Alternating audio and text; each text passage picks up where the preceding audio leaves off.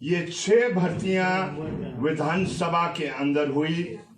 6 भर्तियों में number 1 law officer थे, नंबर 2 इसमें असिस्टेंट लाइब्रेरियन थे, इसमें नंबर 3 वो आपके इसके अलावा ये जूनियर ट्रांसलेटर थे, 2 चौकीदार थे और ये फराश थे। हम फराश और चौकीदार में उसमें नहीं जाना चाहते हैं, लेकिन जो नंबर 1 की भर्ती हुई है लॉ ऑफिसर की, पहली बात उसमें ये हम कहना चाहते हैं कि ये कोई प्रावधान नहीं है आरएनबी में विधानसभा का कि ऐसी भर्ती हो।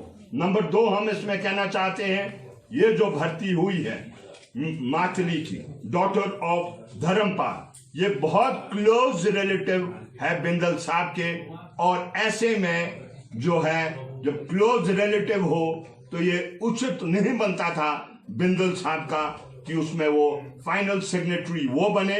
और दूसरा ये जो आपका असिस्टेंट लाइब्रेरियन थे वेद निधि सॉरी ये ये जो वाइफ ऑफ तेजराम, ये भी वो है जो को अक्यूज बिंदल साहब के साथ थे, जो भर्ती का गफला उस समय उठा जब वो एमसी सोलन के वो अध्यक्ष थे।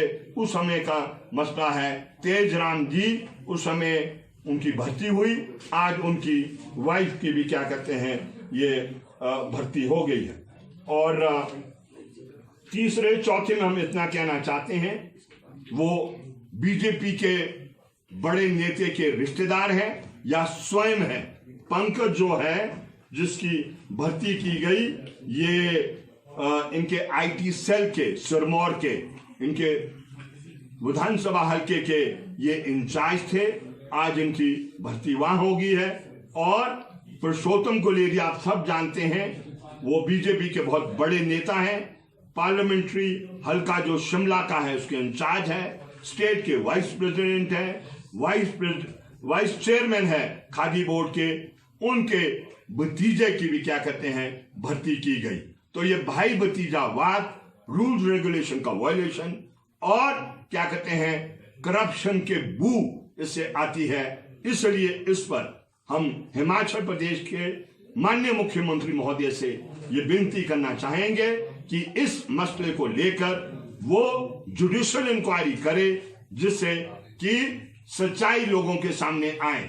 जो पिछली आपने विजिलेंस की इंक्वायरी बुलाई थी, जो सैनिटाइजर के क्या कहते करप्ट प्रैक्टिसेस जो हुई, उसमें जो इंफॉर्मेशन आ रही है सबको क्लीन चिट दिया जा रहा है, वो अच्छी बात नहीं है। और इसलिए इस मसले में जुडिशियल इंक्वायरी के अलावा कोई चारा नहीं होगा। हो सकता है वो आते आप जब ये question Himachal Pradesh high court के सामने पुरानी सरकार का जो दौर था, जिसमें बाली जी ट्रांसपोर्ट के मंत्री थे, कंडक्टर्स का मसला आया, तो हाई कोर्ट ने स्वयं टिप्पणी की कि क्या ये कंडक्टर्स केपेबल सिर्फ बाली जी की कॉन्स्टिट्यूंसी के थे। तो इसलिए ये भी ऐसा मसला है जहां अधिकतर जो सिलेक्टेड कैंडिडेट्स हैं वो बिंदल जी के हल्के के हैं, पुराने हल्के के और नए हल्के के। बिंदल जो विधानसभा के अध्यक्ष थे और उनकी पार्टी ने फैसला लिया कि अब उनको पार्टी का नेतृत्व करना है, और पार्टी का नेतृत्व करते समय कुछ ऐसे मसले सामने आए जिन मसलों के आधार पर लोगों में आक्रोश हुआ, जो आपके डायरेक्टर महोदय है हेल्थ के गिरफ्तार हुए, और हिमाचल प्रदेश के मुख्यमंत्री महोदय ने स्पष्टीकरण दिया कि जैसे मेरे नॉलेज में आया कि ये सैनिटाइजर का गफला है, उसमें हेरा फेरी हुई, उसमें करप्शन नजर आई, तो हमने हदायत दी कि भाई तुरंत विजिलेंस इसमें अपनी कार्रवाई शुरू करे और उसके चलते डायरेक्टर महोदय वो अरेस्ट हुए और दूसरे दिन जो अध्यक्ष हैं बीजेपी के डॉक्टर राजीव बिंदल, उन्होंने इस्तीफा दिया। अब हमारा चार्ज है सीपीआईएम का कि ये जो सरकार है और ये जो सरकार का तंत्र है, एक तरफ से करप्शन निरंतर चल रही है और करप्शन की रूपरेखा अलग अलग फॉर्म में आ रही है, और इस मसले को लेकर जो मसला हम आपके बीच में रख रहे हैं, उसमें हम हिमाचल प्रदेश के माननीय मुख्यमंत्री महोदय से ये विनती करना चाहेंगे, आप इस मसले को लेकर बाकायदा जुडिशियल इंक्वायरी करें, जिससे दूध का दूध पानी का पानी क्लियर हो जाए कि भाई ये क्या है। इस बात को आगे ले जाते हुए मैं इस बात का भी जिक्र करना चाहता हूं, पुरानी सरकार में एक मसला हिमाचल प्रदेश उच्च न्यायालय में गया था। वो भर्ती से ताल्लुक रखने वाला प्रश्न था। उस समय ट्रांसपोर्ट के माननीय मंत्री डीएस बाली जी थे, जो हाई कोर्ट के सामने मसला कंडक्टर की भर्ती का आया था। उसमें हाई कोर्ट ने टिप्पणी दी थी कि क्या यह संभव है कि कंडक्टर की एलिजिबिलिटी और सिलेक्शन एक चुनाव हल्के से हो। उसने हाई कोर्ट में भी इस बात को लेकर ये आपत्ति जाहिर की थी कि ये ऐसा एहसास होता है कि फेयर सिलेक्शन नहीं हुई है। सिमिलर मसला ये हमारे सामने आया है और ये रिलेट करता है 2019 का, जिसमें 6 पद विधानसभा में ये 23/10/2019 को भरेंगे। और इन की जब आप छानबीन करेंगे, डाइसेक्शन करेंगे, चीर फाड़ करेंगे, तो इससे ऐसा एहसास होता है सिर्फ रूल्स एंड रेगुलेशंस की वॉयलेशन नहीं की है, और जिस बात के लिए हमारे माननीय फॉर्मर स्पीकर, फॉर्मर बीजेपी के अध्यक्ष डॉक्टर राजीव बिंदल जाने जाते हैं, हाई मॉरलिटी ग्राउंड्स, उच्च नैतिकता मूल्य के लिए, हम समझते हैं यह भी उस उच्च नैतिकता मूल्य की कहीं ना कहीं उल्लंघना हुई। और इसलिए हिमाचल प्रदेश के मुख्यमंत्री महोदय इसकी छानबीन कर हमारी सिफारिश तो यह है कि जब तक जुडिशियल इंक्वायरी नहीं होगी, ये लोगों को न्याय नहीं मिल सकता है, और ये जो अनियमितताएं हैं जिसमें करप्शन की बू भी आ रही है, इसका हल नहीं निकल सकता है। क्योंकि पुराने केस में जिसमें तार जुड़ी थी डॉक्टर राजीव बिंदल से, और मैं समझता हूं बहुत सही कदम सही समय में उन्होंने लिया इस्तीफा देने का, तो यह भी उसी फ्रेमवर्क के अंदर आता है। अब ये 6 पद क्या थे? ये 6 पद में से एक पद था आपका जो लॉ ऑफिसर है विधानसभा का, और इस लॉ ऑफिसर के लिए जो सिलेक्शन की गई वो मातली है, डॉटर ऑफ श्री धर्मपाल। अब मैं इसको थोड़ा सा एक्सप्लेन करना चाहता हूं, और इसमें हम क्लियर करना चाहते हैं। हम पर्सनलाइज नहीं करना चाहते हैं, चाहे बिंदल साहब है, चाहे ये जो 6 सिलेक्शंस हैं, हमें कोई इनके खिलाफ ऐसा नहीं है। यस, प्रोसीजरल जो तौर तरीका इख्तियार किया गया, जो अनियमितताएं हैं, हम उसके बारे में वो स्पष्ट है कि उसको हम हाईलाइट करना चाहते हैं। हम पर्सनली जो ये 6 लोग सिलेक्ट हुए हैं, इनके खिलाफ हमारा कुछ नहीं। अब ये जो लॉ ऑफिसर ये रिक्रूट हुए हैं, माचली जी जिसका मैंने आपका ये जिक्र किया है, ये ये माचली सर लेते हैं कि रिक्रूटमेंट और promotion rules RNP Himachal Pradesh विधानसभा की 1974 में ये गठित की गई थी और इनकी अमेंडमेंट 2017 में ये संशोधित की गई थी और इसमें जो अलग अलग शेड्यूल निर्धारित किए थे, उन शेड्यूलों के अंदर जो फर्स्ट शेड्यूल है, उस फर्स्ट शेड्यूल के अंदर ऐसा पद कोई भी नहीं है जो लॉ ऑफिसर का उसमें शामिल किया गया है। हमारा सेक्रेटरी है, जॉइंट सेक्रेटरी है, डिप्टी सेक्रेटरी है, स्पेशल प्राइवेट सेक्रेटरीज है, एडिटर्स ऑफ डिबेट्स है, अंडर सेक्रेटरी है, सीनियर प्राइवेट सेक्रेटरी है, चीफ रिपोर्टर है, सीनियर रिपोर्टर है, डिप्टी कंट्रोलर है, सेक्शन ऑफिसर है, रिसर्च ऑफिसर है, डॉक्यूमेंटेशन ऑफिसर है, प्राइवेट सेक्रेटरी है, रिपोर्टर है, सुप्रीम ग्रेड 2 है, पर्सनल असिस्टेंट है, पब्लिक रिलेशन कम प्रोटोकॉल ऑफिसर है, सीनियर असिस्टेंट है, और भी इसमें दिए हैं।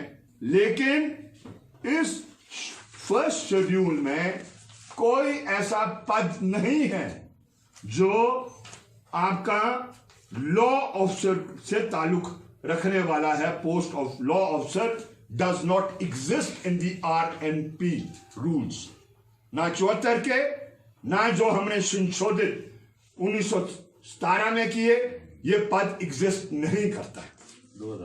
2017 और आप जानते हैं जब भी किसी भी सिलेक्शन की जाती है, उसकी सिलेक्शन कमेटी गठित की जाती है। इन 6 पदों की जो भर्ती हुई है, उसकी सिलेक्शन कमेटी गठित की गई और ये हमारी आपत्ति वैसे है कि जब भी सिलेक्शन कमेटी का गठन किया जाएगा, नॉर्मली आमतौर पर वो आपका सिलेक्शन कमेटी के सदस्य, खास तौर पर जो एक्सपर्ट होगा, वो बाहर से होता है। और लॉ ऑफिसर के लिए जो क्लास 1 की ये गेजेटेड पोस्ट है, ये निश्चित रूप से आपको बाहर से ये गठन ये करने की जरूरत थी। लेकिन जो 3 सदस्य ये सिलेक्शन कमेटी जो गठित की गई, वो उसमें चेयरमैन यशपाल शर्मा जी जो सेक्रेटरी हैं विधानसभा के, वो इसमें शामिल किए। Doctor Vijay Kumar Sharma joint controller F&A member इसमें रखे गए। Shri NL Sain additional director prosecution government of HP, ये additional director prosecution government of HP, ये प्रोबेबली ये है एक ही जरूरत थी ना। चेयरमैन महोदय का दस्तखत है, वो जो दस्तखत है, क्योंकि ही सेक्रेटरी ऑफ द विधानसभा, वो साफ स्पष्ट नजर आता है। सेक्रेटरी के दस्तखत जो है, हर जो उसमें सिलेक्शन कमेटी में है, वो साफ रूप से है। और जब हम इस दस्तखत को देखते हैं तो ये दस्तखत अपने आप में ये सेक्रेटरी महोदय का नहीं है, ये लगता है कि पर्सोनेटेड किया है, इसमें ये नकली है, सही नहीं है। और जो श्री NL सैन है additional director prosecution government of Himachal Pradesh, वो भी इसमें दस्तखत नहीं करते हैं, जिसका मतलब है कि ये भी इस बात को जानते थे कि ऐसे पद के लिए ये विधानसभा कॉम्पिटेंट नहीं है। ये भर्ती करने के लिए, उसके बावजूद ये भर्ती की गई और क्या कहते हैं, स्पीकर महोदय ने उसको अनुमोदित किया है, उसको अप्रूव किया है, जिसके दस्तखत स्पीकर साहब के लिए हमारे पास है। तो पहली बात ये है, मुझे माफ करें आप, ये प्रोबेबली जो मैं कह रहा हूं एनिल सेन, ये शायद कोई भी ऑफिसर विधानसभा के नहीं होंगे, क्योंकि प्रोसिक्यूशन डिपार्टमेंट के, हाँ ये प्रोसिक्यूशन डिपार्टमेंट, हाँ ये हिमाचल प्रदेश गवर्नमेंट के, and rightly both of them have not signed it because the RNP rules, which were constituted in 1974 and amended in 2017, did not include a post of law officer in the Vidhan Sabha, जो क्या कहते हैं ये किया गया, और इसीलिए यही कारण बना होगा जिसके क्या इनने दस्तखत नहीं किए हैं। लेकिन ये शक जाहिर करता हूं मैं कि हम करते हैं कि ये जो सेक्रेटरी चेयरमैन साहब के नाम के सामने जो दस्तखत है वो सेक्रेटरी महोदय के नहीं है, ये पहली बात है। माथली जी जो इनके प्राइवेट सेक्रेटरी किसके, डॉक्टर बिंदल जी के हैं, उनकी ये डॉटर है, मतलब ये रिलेशन में। और धर्मपाल जी सिर्फ प्राइवेट सेक्रेटरी यहां नहीं रहे, धर्मपाल जी इनके उस समय भी सेक्रेटरी रहे जब ये हेल्थ मिनिस्टर थे, private secretary. And not only that, आप जानते हैं कि एपेक्स बहुत विवाद में आया, जो कंसर्न सोलन का है, और पृथ्वीचंद जो इसके मार्केटिंग मैनेजर थे, उनको भी क्या कहते हैं ये गिरफ्तार किया गया, जो सैनिटाइजर का ये घोटाला है। मातली जी सिर्फ धर्मपाल जी की डॉटर नहीं है, लेकिन वो इनके सन इन लॉ जो राजीव कुमार गांधी है, जो मेन एपेक्स को चलाने वाला है, बहुत क्लोज रिलेटिव है उसके।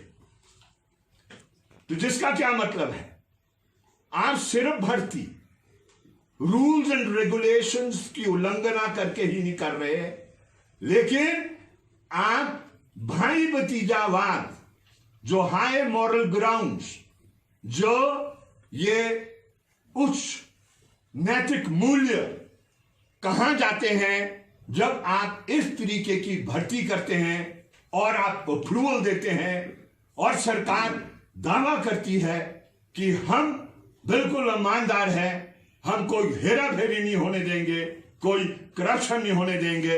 ये मसला क्या है, maybe exchange of money नहीं है, लेकिन ये रूल्स एंड रेगुलेशन का violation which amounts to corruption, ये क्लियर है। इसलिए हम हिमाचल प्रदेश के माननीय मुख्यमंत्री महोदय से विनती करना चाहेंगे, निवेदना करना चाहेंगे, प्रार्थना करना चाहेंगे कि आपने उस टाइम तो विजिलेंस की इंक्वायरी बैठा दी, और प्रोबेबली उसमें अब क्लीन चिट दिया जा रहा है, और कहा जा रहा है कि उसमें कोई हेराफेरी नहीं हुई है।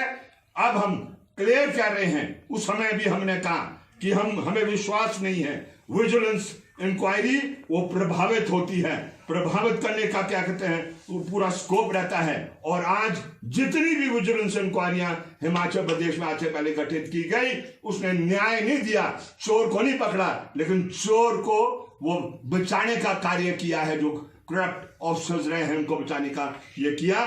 तो इसलिए इस दफा हम विजिलेंस इंक्वायरी नहीं, हम हिमाचल प्रदेश सरकार से जुडिशियल इंक्वायरी की क्या कहते हैं मांग करते हैं। असिस्टेंट लाइब्रेरी की भी भर्ती की गई, और इसमें भर्ती किसकी की?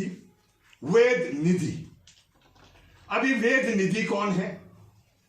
वेद निधि है, रिकॉर्ड में तो शो किया है doctor of Mahendra Dutt Sharma, record में शो किया गया कि वेद निधि जिनकी भर्ती हुई एज असिस्टेंट लाइब्रेरियन, वो डॉक्टर ऑफ महेंद्र दत्त शर्मा है। लेकिन रियलिटी में कौन है ये? ये है वाइफ ऑफ तेजराम। तेजराम कौन है? तेजराम है वो जिनकी भर्ती का मसला जिस समय बिंदल साहब चेयरमैन थे 79 80 के ये सॉरी 1997-98 म्यूनिसिपल कमेटी सोलन के उस समय ये तेजराम की भर्ती का मसला उठा, जिस पर विजिलेंस की इंक्वायरी हुई, जिसमें FIR हुई, जो मसला हाई कोर्ट के अंदर आया और जिसको अब्रप्टली लास्ट मोमेंट में क्या कहते हैं इसी सरकार ने उसको विड्रॉ किया। तो एक तो उनकी ही भर्ती वो चैलेंजेबल थी जो मसला गया, अब उनकी धर्मपत्नी महोदय को भी उसकी क्या कहते हैं विधानसभा के अंदर भर्ती कर दी, लेकिन रिकॉर्ड में ये नहीं दिखाने की कोशिश की, आपने मुख्य बात को छुपाने की कोशिश की कि ये जो कैंडिडेट है जो सिलेक्ट हुए वो शो करने की कोशिश की कि ये क्या कहते हैं ये महेंद्र दत्त शर्मा की क्या कहते हैं बेटी है। जब हमारे यहां पर क्या है, वंस आप शादीशुदा हो जाए तो वो आपका वाइफ ऑफ से वो नेक्स्ट उसमें जाएगा, वो जो पेरेंटल है वो खत्म हो जाता है, नेक्स्ट आता है, चाहे भर्ती है कोई और मसला है। लेकिन ये मुख्य बात को छुपाने के लिए, हाइड करने के लिए, कैमोफ्लेज करने के लिए आपने ऐसा किया है और इससे भी ये साबित होता है कि आपके इंटेंशन नहीं थे। और इसलिए हम बिंदु साहब को दोबारा रिमाइंड करना चाहते हैं कि आप हमारे लिए आदर्श है और इस प्रकार के हैं जो उच्च नैतिक मूल्यों को हर स्टेज पर आप वो मानते हैं। तीसरी भर्ती आपने जो की है वो की है श्री पंकज सन ऑफ श्री देवेंद्र सिंह। ये है जूनियर ट्रांसलेटर है ये विधानसभा के।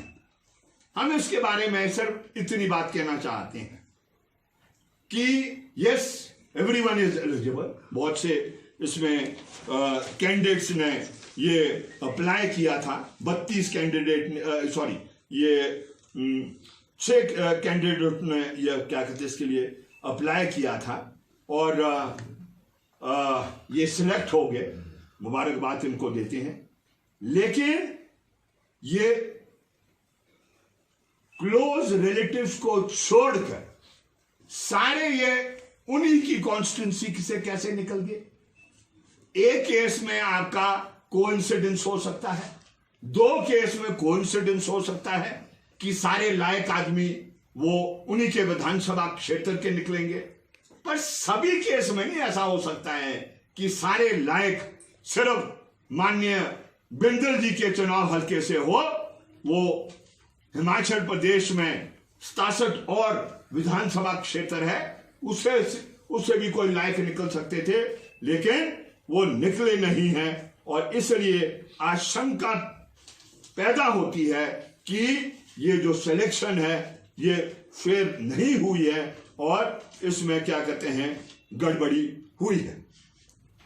फिर अगला क्या है, अगले 2 पर ज्यादा टिप्पणी इसलिए भी नहीं करना है ना, 3 पर 2 चौकीदार है और 1 फराश। इस पर आमतौर पर हम वो नहीं करते हैं, लेकिन चौकीदार को लेकर हमें कहना पड़ रहा है। वो क्यों कहना पड़ रहा है, ये जो चौकीदार की भर्ती की गई ये की गई पंकज गुलेरिया। अब ये पंकज गुलेरिया कौन है, आपने सुना होगा कि बीजेपी के बहुत बड़े नेता पुरुषोत्तम गुलेरिया, वो क्या है, वो उनके वाइस प्रेसिडेंट है स्टेट के। वो क्या है, वो शिमला पार्लियामेंट्री हल्के के इंचार्ज हैं। वो क्या है, वो वाइस चेयरमैन है खादी बोर्ड के। उनका क्या रिश्ता है कैंडिडेट से, उनका रिश्ता कैंडिडेट से ये है कि वो उसके सबके नेफ्यू है, भतीजा है। मतलब पुरुषोत्तम गुलेरिया और पंकज जी के पिताजी सबके भाई है, उत्तम चंद गुलेरिया, ये सबके भाई है। और इनकी क्या कहते हैं भर्ती का कंसिडरेशन मेरिट नहीं रहा। आमतौर पर ये जब मोदी साहब आए थे तो तर्क लिया था कि क्लास 4 के पोस्ट के लिए कोई इंटरव्यू की जरूरत नहीं होगी, रिटन एग्जामिनेशन की जरूरत नहीं होगी, हम जो मेरिट बनती है उस मेरिट के आधार पर ही भर्ती करेंगे। ये हमारे सामने विधानसभा के अंदर हम ये भर्ती कर रहे हैं। और वो जो मोदी साहब ने जो पूरे देश के अंदर पूरा ट्रांसपेरेंसी के लिए, पारदर्शिता के लिए जो एक फॉर्मूला रखा था कि जहां भी हमारी सरकारें होगी उस फॉर्मूला को हम वो क्या कहते हैं इंप्लीमेंट करेंगे, लागू करेंगे। लेकिन इस केस में उसकी शरेआम क्या कहते हैं धज्जियां ये उड़ाई जाती है।